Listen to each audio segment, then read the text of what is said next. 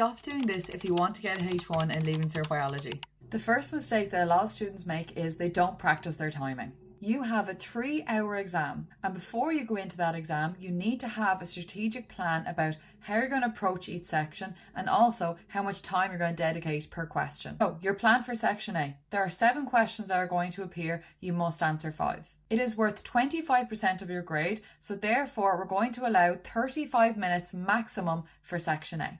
Plan for section B. 3 questions, you must answer 2. This section is worth 15% of your overall grade, so you give no more than 20 minutes for this section. And then lastly, when you're approaching section C for your long questions, since this is worth 60% of our grade, we're going to dedicate 2 hours for this section. There are 6 long questions, you must answer 4.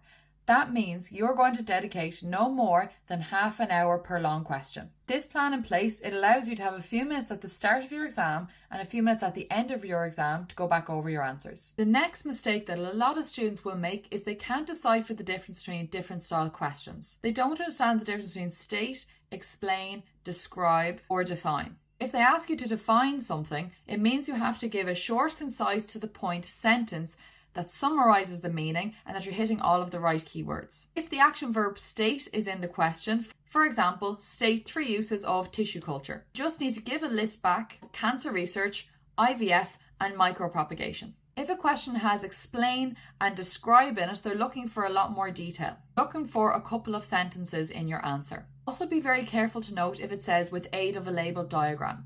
Check to see if it's a choice or if it's mandatory that you also include a label diagram in your answer. Always remember with your label diagrams to make them as big as you can, take up the entire page if needs be, and that it's a fully labeled diagram.